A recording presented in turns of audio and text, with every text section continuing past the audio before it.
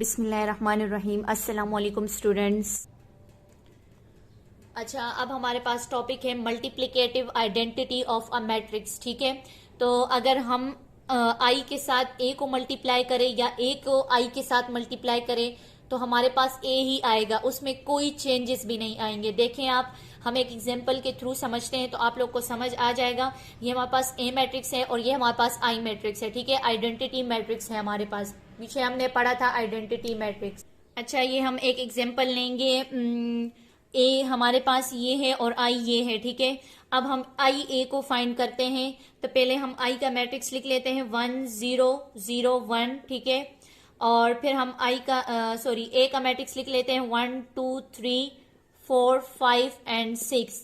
अब हमने इसको मल्टीप्लाई करना है फर्स्ट रो को फर्स्ट कॉलम के साथ।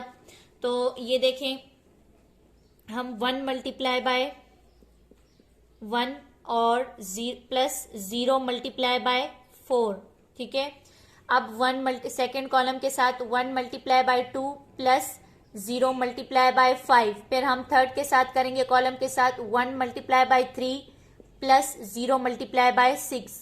ठीक है, अब जो है 0 मल्टीप्लाई बाय 1 सेकेंड रो को फर्स्ट कॉलम फिर सेकेंड फिर थर्ड के साथ, तो 0 multiply by 1 plus 1 multiply by 4।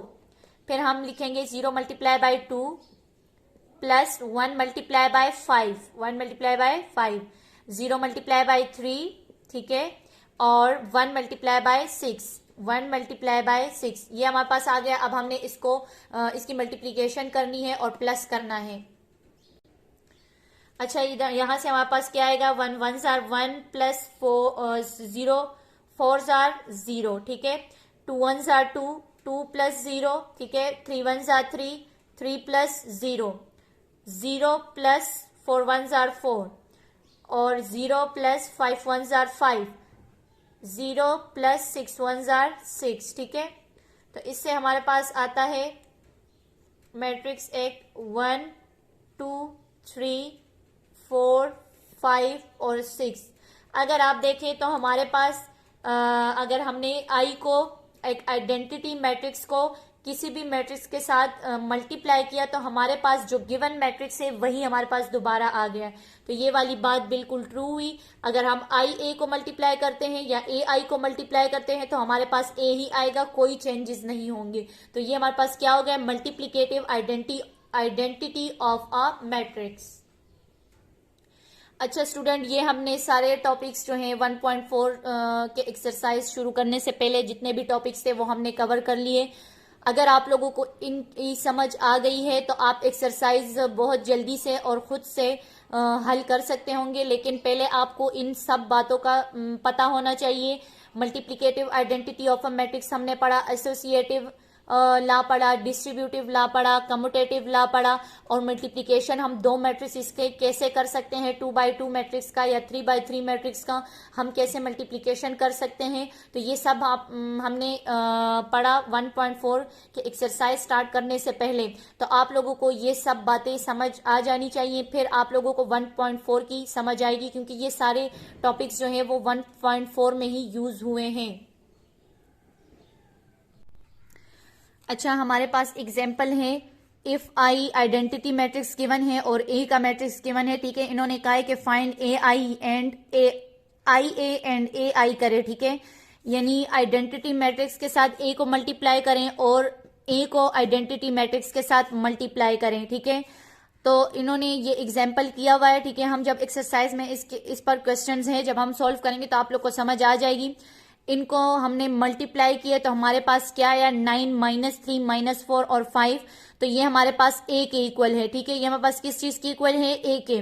और अगर हम ए को पहले लिख लें और आई को बाद में लिख लें, उनको मल्टीप्लाई कर लेंगे तो भी हमारे पास ए आ रहा है। तो हमारे पास ये प्रूव है कि अगर हम आई के साथ किसी मैट्रिक्स को मल्टीप्लाई करेंगे या ए के साथ या मतलब पहले ए को मल्टीप्लाई करें और फिर आई को मल्टीप्लाई करें तो ये भी हमारे पास ए के इक्वल, दोनों साइड्स हमारे पास ए के ही इक्वल आ रहे हैं। तो ये एग्जांपल नंबर 14 इस पर है।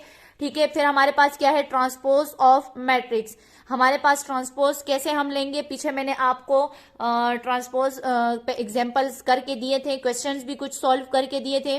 और अभी हम एग्जांपल नंबर 15 देखते हैं। हमारे पास ए है तो इसका हम ट्रांसपोज लेंगे, तो जो रो में होगा उनको कॉलम में कर लेंगे, जो सेकंड रो में है उनको सेकंड कॉलम में कर लेंगे। ठीक है, आपको मैं पहले बता चुकी हूं कि पहले आपने रोज को जो रोज होंगे उनको कॉलम में कर लेंगे और जो सेकंड रो होगा उनको सेकंड कॉलम में कर देंगे। ठीक है, verification of the result A B transpose equal to B transpose A transpose.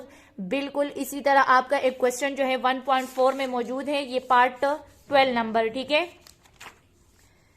और ये बहुत ज्यादा इजी है। हम जो है ना ए बी को पहले मल्टीप्लाई कर लेंगे, उससे हमारे पास एक मैट्रिक्स आएगा ये -6 -1 26 -33 में बी।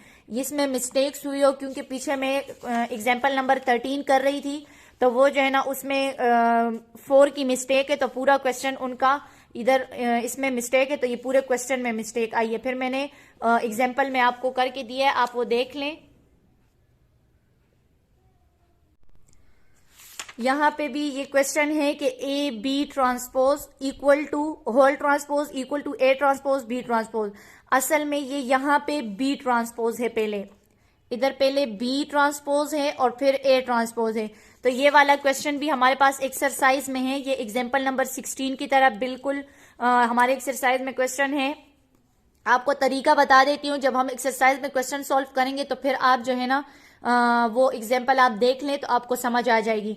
ए बी, ठीक है, ए बी का whole square whole transpose equal to B transpose और ए ट्रांसपोज। ठीक है, हमने ए बी को पहले मल्टीप्लाई किया तो हमारे पास एक मैट्रिक्स बन गया।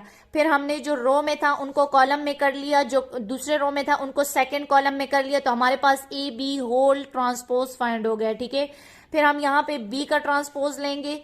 अगर हम ऐसे भी कर सकते हैं, इन्होंने इस तरह किया कि पहले बी ए को मल्टीप्लाई किया और फिर उसका ट्रांसपोज लिया, लेकिन हम ऐसे कर सकते हैं कि पहले बी का ट्रांसपोज ले लें, फिर ए का ट्रांसपोज ले लें और फिर उन दोनों को मल्टीप्लाई कर लें। तो हमारे पास अगर इक्वल आ रहा है, इक्वेशन 1 और इक्वेशन 2 इन्होंने नाम दिए हुए, तो हमारे पास इन्होंने कहा हुआ है कि इक्वेशन 1 और इक्वेशन 2 दोनों इक्वल आ रहे हैं, तो ये हमारे पास क्या है, ये हमारे पास हमने वेरीफाई कर लिया है कि ये दोनों इक्वल हैं।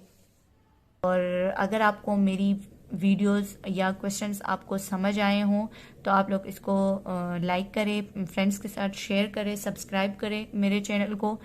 अगर आपको कोई क्वेश्चन पूछने हो तो आप कमेंट बॉक्स में अपने क्वेश्चंस जो हैं वो लिख सकते हैं। शुक्रिया, अल्लाह हाफिज़।